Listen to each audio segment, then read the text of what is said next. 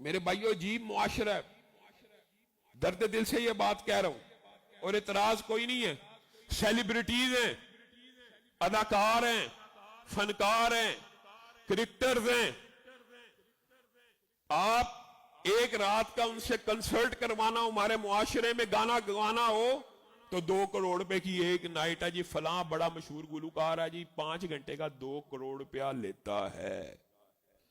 ایک آپ کی جیب ایسی ہے کہ گلوکار کو 2 کروڑ روپیہ 5 گھنٹے کا، اور کسی عالم دین کا ادارہ ہے، اس کے اندر اپنے ادارے کی مثال لے لیجئے، 14 اساتذہ حفظ کے موجود ہیں، 20 اساتذہ عصری تعلیم کے موجود ہیں، پورے مہینے کی تنہا کتنی ہے جی؟ 30,000 ہے، 35,000 ہے جی، 40,000 ہے، پورے ایک ماہ کی، اور وہ دیتے ہوئے مجھے اور آپ کو تکلیف پہنچتی ہے۔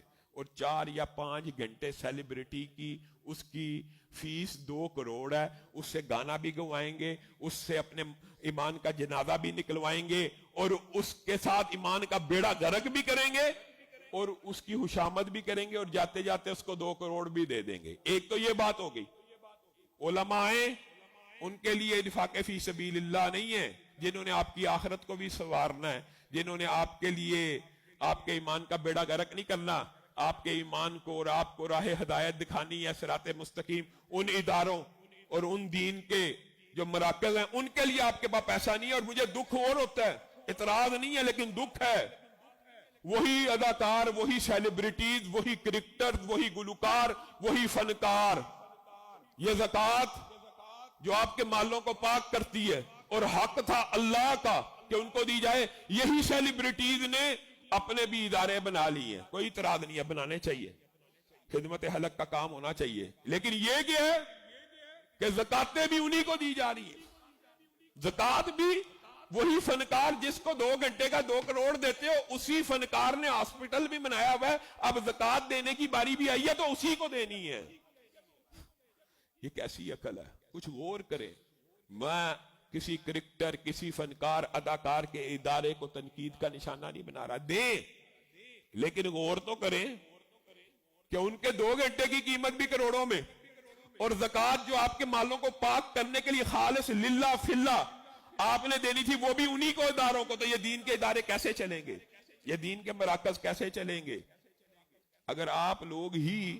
اور پھر آپ کیلکولیٹ کریں، آپ، میں کہنے والا اور آپ سب سننے والے، مجھے بھی اصلاح کی ضرورت ہے اور آپ کو بھی، ہم ان کو دینے پہ آئیں تو پلاٹ بھی دے دیں، گھر بھی دے دیں، بنگلہ بھی دے دیں، اور مسجد کو دینے کی باری آئی 10,000 20,000، بڑے بڑے مالدار لوگ 50,000۔ اللہ کے بندو، کیا مسجدوں کو پلاٹوں کی ضرورت نہیں ہے؟ کیا دین کے اداروں کے ایسے وقف کی ضرورت نہیں ہے؟ کیا علماء اور دین کے جو مراکز ہیں وہ ہر وقت لوگوں کے سامنے بھیک ہی مانگتے رہے، جولیاں ہی پھیلاتے رہے؟ ٹھیک ہے، رسول اللہ نے انفاق فی سبیل اللہ کو اکٹھا کیا، مانگا ہے، یہ بھی سنت ہے، لیکن ایسے بھی تو ادارے ہونے چاہیے، ایسے بھی تو آپ میں سے رجال پیدا ہونے چاہیے نا، کہ جو مسجد کے اخراجات کا تخمینہ لگا کے کہ اس مرکز کا 15 لاکھ اگر مہینے کا خرچہ ہے تو کوئی ایسی بلڈنگ ہونی چاہیے جہاں سے 15 لاکھ جنریٹ ہو رہا ہے، تاکہ ادارہ خود کفیل ہو جائے۔ اداروں کو بھی تو خود کفیل کرنا، ہسپتالوں کو، مختلف مراکز کو خود کفیل کرنے کے چکر میں زکاتیں بھی دیتے ہیں، پراپرٹیز بھی دیتے ہیں۔ اللہ کے راستے میں بھی تو دینا چاہیے۔ دین کے یہ مراکز، دین کے یہ ادارے آپ کے سب سے زیادہ صدقات اور خیرات کے مستحق ہوتے ہیں۔ کیوں؟ اس میں ایک نیکی نہیں، متعدد نیکیاں ہو رہی ہیں۔